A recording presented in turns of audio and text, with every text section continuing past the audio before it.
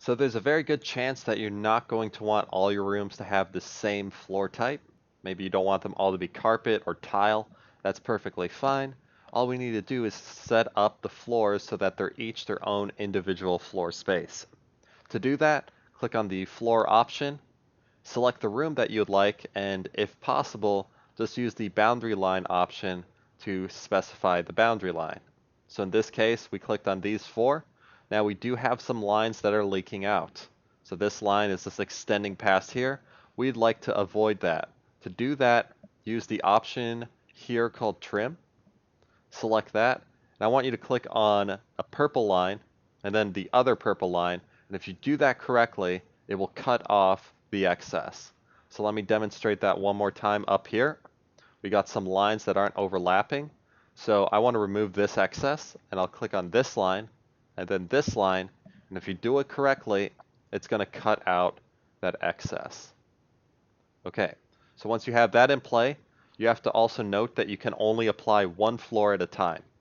So this floor, we're going to set it up to whatever you'd like it to be, and right now we don't have any like really good material, so let's just say I'm going to select wood joist for this and then hit OK. That's going to create a wood joist floor type, and then I would start another floor, let's say in this area, and once again I'm going to draw out the boundary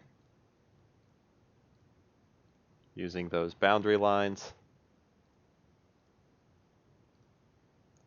and then you have to remove with the trim tool the excess lines such that they don't interfere with the process.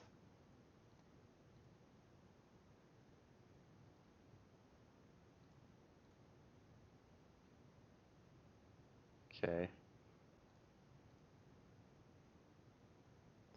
And if an error does pop up, that's perfectly fine.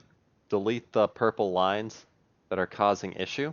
So that one seemed to be causing issue, and simply redraw it in with a normal line. So I'm just going to use the purple line, and I'm just going to snap these into place. And then I'm going to go over here, and I'm going to snap these into place. Okay, so that should all be aligned up. We just need to remove this last portion here. Okay, and then maybe for this floor type, I don't want the wood joist. I want a generic concrete or something. So click OK, and it should create that for you, such that if we were looking at this from a shaded viewpoint, you're going to notice that you have multiple floor types.